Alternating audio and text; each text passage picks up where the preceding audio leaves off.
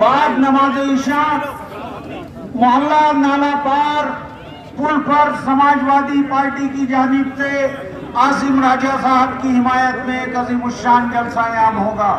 कल बरोज पीर बाद नमाज इशा नाला पार पुल पर आसिम राजा साहब की हिमायत में एक अज़ीमुश्शान जलसा-ए-आम।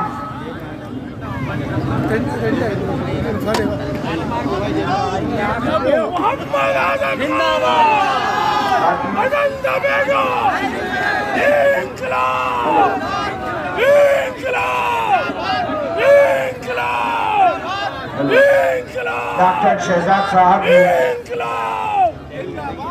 अली जनाब मोहम्मद आदम खान आसिम राजा साहब को शाल उड़ाकर उनका इस्तकबाल किया और अब चूंकि 10 बज रहे हैं इसलिए जलसा खत्म किया जाता है। आसिम राजा बटन दबेगा, बटन दबेगा, बटन दबेगा।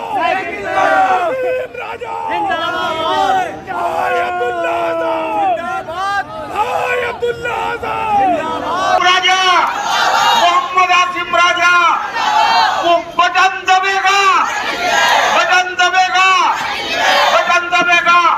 24 घंटे नहीं बल्कि 24 मिनट के अंदर मेरी मेंबरशिप खारिज करके इलेक्शन कमीशन नए चुनाव का ऐलान नहीं कर देता। 5 बजे अदालत का हुक्म होता है और इस जुर्म की सबसे बड़ी सजा जो कि 3 बरस की थी, अगर ये 30 बरस की भी होती तो ये सजा शायद मुझे दी जाती।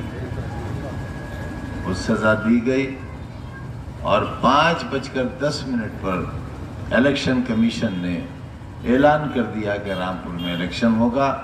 और रातों रात उत्तर प्रदेश विधानसभा के स्पीकर ने विधानसभा 37 नहीं बल्कि हड़बड़ाहट में विधानसभा 38 की सीट को वैकेंट डिक्लेयर कर दिया और अगले दिन चुनाव की तैयारियां शुरू हो गई।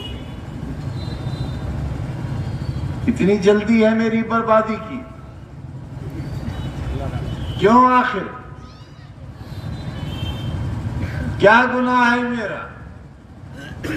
एक वोट ही तो मांगता हूं और वोट भी नहीं मांगा, कभी नहीं मांगा आपसे, कभी नहीं कहा मुझे वोट दो, हमेशा कहा मेरा साथ दो। बड़ी मेहनत से तुम्हें पार्लियामेंट की सीट जीत कर दी थी। किससे जीती थी मैंने? हिंदुस्तान की एक बहुत मशहूर फिल्म अदाकारा से, जिनका बहुत ग्लैमर था रामपुर में। 2 बार की सांसद रही हुई, उत्तर प्रदेश में भाजपा की सरकार, केंद्र में भाजपा की सरकार, इसके बावजूद आजादी के एक लंबे सफर में 1947 के बाद आपकी झोली में लाकर डाल दी थी ये सीट, तकरीबन 1.5 लाख वोटों से जीतकर। और उस वक्त जबकि 1.5 लाख वोटों की बेईमानी भी हुई, मगर आपने उसकी कदर नहीं की, ठोकर से मार दिया आपने उसे। मैं एमपी नहीं रहा इसलिए कि मैंने ये सोचा था कि हुकूमत आ जाएगी और मैं उस अंधेरे को एक बार फिर उजाले में तब्दील करने की मौला के करम से कोशिश करूंगा, जो रह गया। उम्मीद थी कि सरकार बनेगी, यकीन था सरकार बनेगी, न उम्मीद पूरी हुई न यकीन पूरा हुआ, सरकार नहीं बन सकी।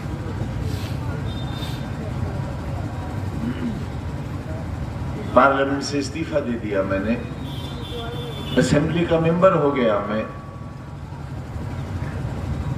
मैं आसमान से जमीन पर आ गया। वो आसमान जो कभी मेरा था, वो जमीन जो कभी मेरी थी, आपने न आसमान का लिहाज किया और न जमीन का लिहाज किया। मैं शिकायत करने आया हूं आपसे, और इस खाने खुदा को जिस तरह हासिल जानकर आसिम राजा ने कहा है मेरी जेल की एक सांस का हिसाब नहीं चुकता कर सकते आप, मेरे एक आंसू का हिसाब नहीं दे सकते आप। सामने की बैरिक में मेरी बीवी बंद थी और 8x11 की कोठरी में मेरे साथ मेरा बेटा बंद था। कोई है बाप, कोई है ऐसा जालिम बाप जो 27 महीने तक अपनी औलाद के खून के आंसू अपनी आंखों से देखता रहा हो? है कोई बाप ऐसा जालिम? मैं हूं ऐसा बाप। किसके लिए बच्चे का मुस्तकबिल खो दिया? किसके लिए? बीमार बीवी 1 साल रगड़ती रही कैद के अंदर, प्रोफेसर से रिटायर होने वाली औरत, किसके लिए? सोने और चांदी के कंगन के लिए? किसी आलीशान कोठी या महल के लिए? किसी जहाज या हेलीकॉप्टर के लिए? न, इसके लिए। पार्लियामेंट का चुनाव आया और आपने आसिम रजा को हरा दिया। तुम एक ऐसी रियासत में रहते थे जिसका मालिक तुम्हें गधे का बच्चा कहता था। तुम्हारे अजदाद को गधे का बच्चा कहता था और जो गधे का बच्चा कहलाता था वो अपने घर जाकर कहता था आज सरकार ने हमें गधे का बच्चा कहा है। मैं तुम्हें इंसान बनाना चाहता था, मैं तुम्हें एक बेहतरीन शहरी बनाना चाहता था, मैं तुम्हें हिंदुस्तान का सबसे अच्छा शहरी बनाना चाहता था, मैं तुम्हारे बच्चों को कलेक्टर और एसपी की कुर्सी पर बैठाना चाहता था, तुम्हारे दिल और दिमाग का इलाज करने वाला डॉक्टर बनाना चाहता था। ये था मेरा खुदा। फिर आखिर मेरी मुस्कुराहटें क्यों छीन ली आपने? मेरी सांसें क्यों छीन ली आपने?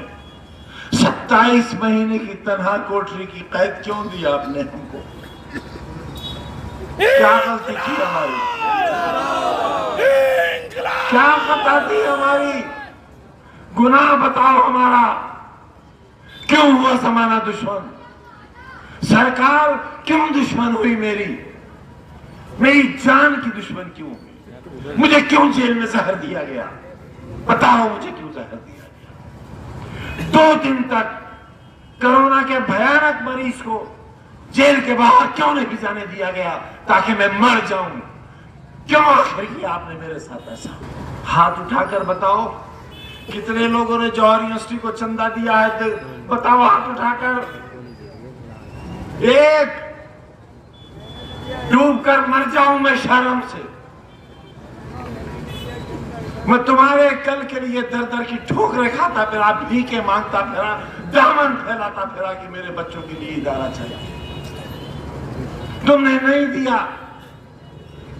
मैं दुनिया भर से मांग के लाया। आज ईडी की जांच चल रही है मेरे ऊपर, हथकड़ियां इंतजार कर रही है मेरा। इस सूर में कैद की कोठरियां मेरा इंतजार कर रही हैं तुम्हारे बच्चों के मुस्तकबिल की खातिर। ये दिया तुमने। और क्या देना चाहते हो? बेगैरत आवाज और बता क्या देना चाहता है तू? ऐ जमाने के कैंसर, ऐ जिल्लत और ख्वारी के अलंबरदार, बता इस शहर को और क्या देना चाहता है? ऐ बेगैरत आवाज, बता क्या देना चाहता है? ऐ बेहया, अपनी मां की कोख से जड़े हुए, बता क्या देना चाहता है? आज भी ये आवाजें बाकी हैं, आज भी बाकी है। तुम पर जुल्म करने वाली आवाज एक सही, मीर जाफर भी एक ही था। तुम संघर्ष करो, हम तुम्हारे साथ हैं, हम तुम्हारे साथ हैं। बात पड़ा। मेरी मौत चाहते हो?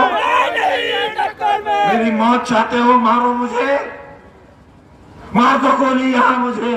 खुदा की कसम, वो मौत मेरी जिंदगी की तकलीफों से सस्ती होगी और अच्छी होगी। मेरे पूरे घर को मार दो। तुम्हें मालूम है जुल्म के कितने पहाड़ सह रहे हैं हम?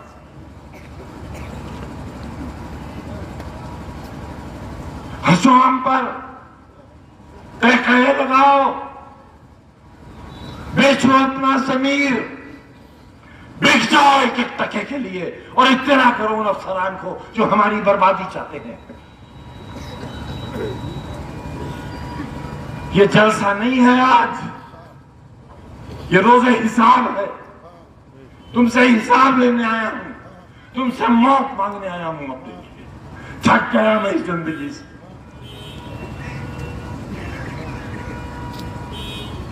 अजहर खान जेल में बंद है, उनके एरिया के आंसू नहीं देखे जाते मुझसे।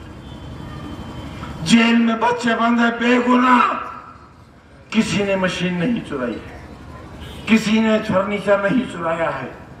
मैं लाता था कलकत्ते से ट्रक के ट्रक भर के फर्नीचर के पुराने कबाड़ के, उनकी मरम्मत कराता था, उन्हें पॉलिश कराता था और तुम्हारी उस इंडस्ट्री में उन्हें सजाता था। पुलिस उन्हें उठा कर ले गई, हमें डाकू और चोर बना दिया। भाई जीना चाहूंगा,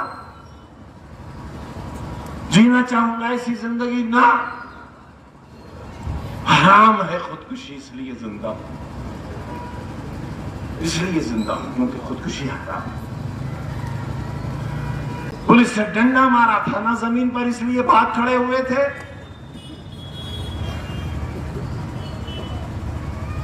अगर एक जिस्म पर भी लग जाता तो मर तो नहीं जाते।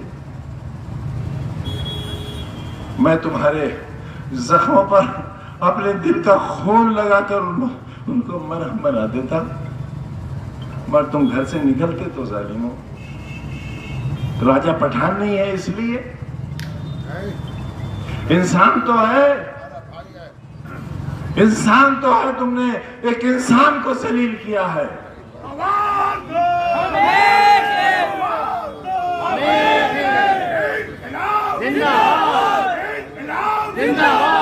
क्या माहौल है, क्या माहौल है शहर का।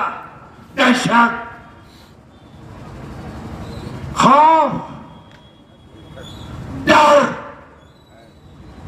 हर लम्हा जुल्म का इंतजार। ये आबादी बदनसीबों की आबादी है। पूरी दुनिया के सबसे कम नसीब लोग, मेरे लोग यहां रहते हैं, इसलिए उन पर सितम ढाया जा रहा है। मेरा दिल फट जाएगा, मेरा दिल फट जाएगा अगर तुमने बेवफाई की तो। अब मेरे साथ धोखा मत करना, मेरे पास बहुत वक्त है भी नहीं। मत करना धोखा मेरे साथ। और जान लो अच्छी तरह जान लो, भेड़िया तुम्हारे दरवाजे पे खड़ा है। अगर वो तुम्हारे घर के अंदर दाखिल हो गया, अपनी आबरूओं की हिफाजत नहीं कर सकोगे।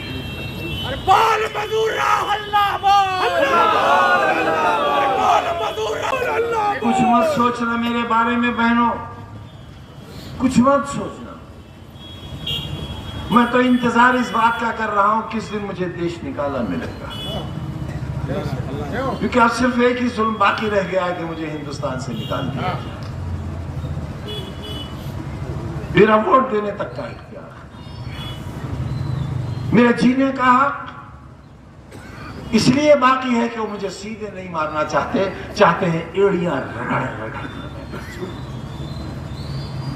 सारा सारा दिन अदालत में खड़ा रहता हूं। मेरे अहबाब, मेरी बीवी, मेरे बच्चे फैसलों का इंतजार करते हैं कि अब कौन सी जेल होगी, कहां जाना है। मैं कहां आ गया, मैंने क्या कर दिया। तुम्हारी अच्छाई का सोच के मैंने कितने लोगों को बर्बाद कर दिया। मैं उन सबसे माफी मांगता हूं जो मेरी वजह से जेलों में हैं, जिन्हें तकलीफें मेरी वजह से पहुंची हैं। मैं उनसे कहता हूं कि अगर मुझसे कोई बदला लेना चाहता हो तो मेरी जान हाजिर है, मेरी जान लेकर अपना फर्ज पूरा कर लो। आओ आओ, मारो मुझे, पथराव करो मेरे ऊपर, कोई तमंचा निकालो।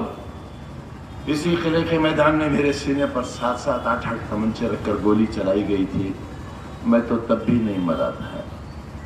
लेकिन मैंने किसी से इंतकाम नहीं लिया था। खुदा की कसम, मैंने हर गुनहगार, हर जालिम को माफ कर दिया था। आखिर मुझे किस बात की सजा मिली है? आपकी खैर और आफियत की दुआ करता हूँ और कुमार बाराबंकी के 2 शेर सुनाकर आपसे रुखसत देता हूँ। मुझको शिकस्ते दिल का मजा याद आ गया, दिल टूट गया। मुझको शिकस्ते दिल का मजा याद आ गया, तुम क्यों उदास हो गए, क्या याद? मुझको शिकस्ते दिल का मजा याद आ गया और तुम क्यों उदास हो गए, क्या याद आ गया? कहने को जिंदगी थी बहुत मुख्तसर, मगर कुछ यूं बसर हुई कि खुदा याद आ गया।